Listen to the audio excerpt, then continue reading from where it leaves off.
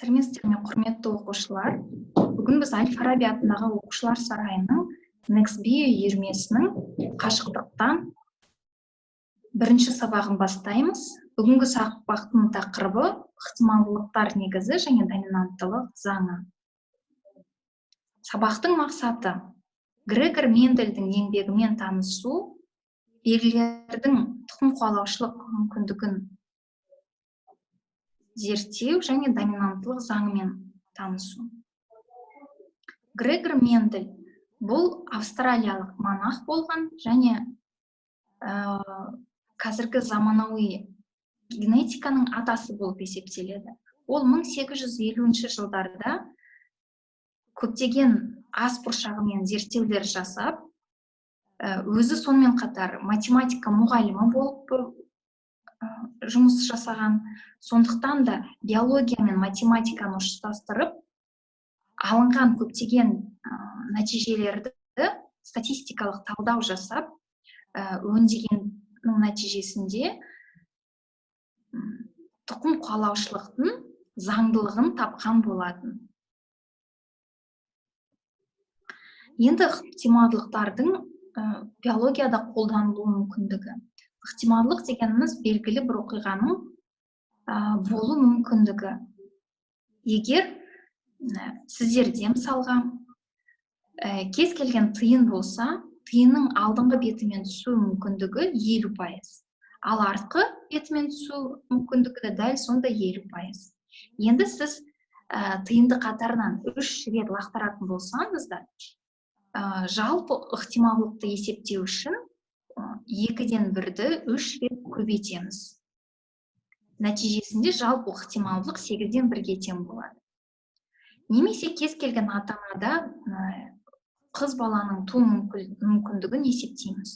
Ол үшін 50%-ды, біз білеміз, ол баланың да қыз баланың туу мүмкіндігі 50-50%-дан. Енді сол отбасыда 2 қыз баланың туу мүмкіндігін есептеу үшін біз 2-ден 1-ді 2-ден 1-ге көбейтеміз. Сонда жалпы ықтималдылық 4-ден 1-ге тең болады.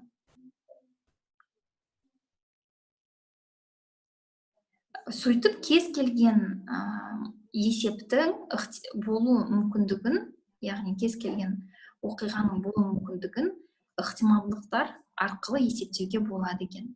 Мысалы, қоңыр көзді адамдарда көк көзді баланың туу мүмкіндігі бар ма, жоқ па? Немесе көптеген басқа да сұрақтарға осы ықтималдылықтарды есептеу арқылы қол жеткізуге болады екен. Енді доминанттылық заңы. Доминанттылық заңын басқаша Мендельдің бірінші заңы деп атайды. Онда, яғни бір ген бойынша қарама-қарсы 2 белгі қарастырылады. Сондай қарама-қарсы, яғни 2 гомозиготалы белгілер бойынша бодандастырылған 2 дараның бірінші ұрпағы доминанттылық белгісі ғана көрінеді екен. Және рецессивті белгі бұл бірінші ұрпақта көрінеді екен. Міне сіздер схемада көріп отырғандай P деген parents, яғни ата-аналарды генетикада P әрпімен белгілейді екен. Сіздер көріп отырғандай міне ұзын бойлы өсімдіктер үлкен ТТ гомозиготалы доминантты белгімен белгіленіп тұр. Міне курсормен көрсетіп отырғандай. Және ергежейлі немесе аласа бойлы өсімдіктер Т кішкентай ТТ әрпімен белгіленіп тұр. Осындай дараларды бір-бірімен будандастырса, бірінші ұрпақ гетерозиготалы немесе гибридті болады екен. Және барлығы бірдей, тек қана доминанттылық белгі көрінеді. Сондықтан да өсімдіктердің бәрі бірдей ұзын бойлы өсімдіктер болады екен. Енді осы білген теориямыз бойынша бірнеше есеп шығарып көрейік. Мысалы, шыққанның қоңыр және сұр түстері доминантты және рецессивті бір-біріне қарама-қарсы 2 белгі екен. Яғни қоңыр түс бізде доминантты, сұр түс рецессивті. осындай екі гомозиготалы дараларды бір-бірімен будандастырса пайда болған ұрпақтың және ата-ананың генотипін табу керек екен. Жауаптың нәтижесі, есептің нәтижесі, жауабы яғни. Міне сіздер мұның алдында мен таныстырғандай, ата-ананы біз П, яғни parents деген белгімен пармен белгілейміз, ал одан пайда болған гаметаларды G әрпімен белгілейміз, ал сол бірінші ұрпағын F1 деп белгілейміз. Енді ата-аналар біз білеміз, анасы және әкесі болады. Анасын біз Венера айнасымен, яғни осы белгімен белгілейді екенбіз, ал әкесін Марс қылышымен белгілейді екенбіз. Осындай белгімен белгілейді екенбіз үнемі генетикада. Енді анасы көріп тұрғандай, яғни гомозиготалы доминантты қоңыр түсті шыққан, ал әкесі гомозиготалы рецессивті сұр түсті шыққан. Осыларды бір-бірімен будандастырғанда бірінші ұрпақ бізде гетерозиготалы немесе гибридті барлығы бірдей қоңыр түсті болады екен. Енді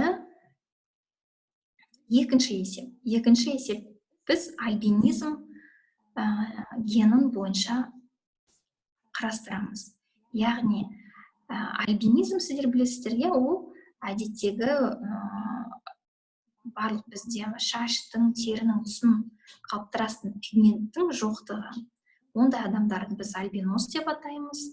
Осындай альбинос әкесі қалыпты пигменттері бар шешесі бар отбасында екі түрлі бала дүниеге келеді екен. Біреуі альбинос, ал екіншісі қалыпты пигментті.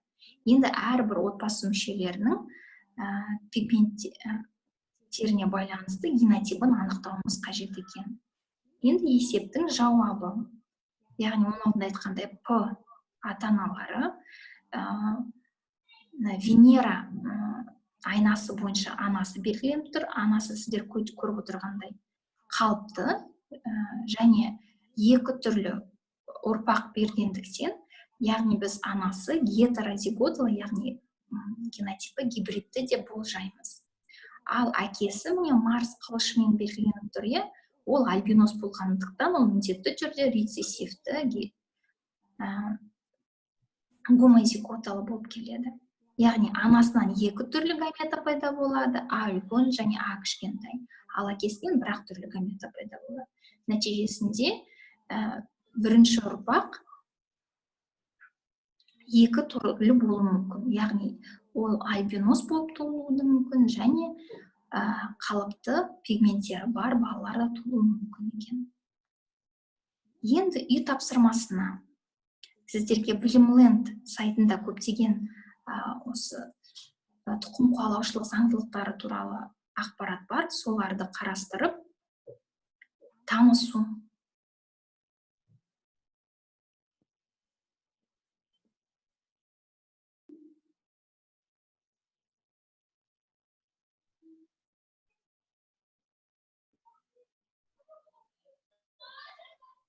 Осымен бірінші сабақ аяқталды. Келесі сабақта кездескенше сау, саламатта болыңыздар.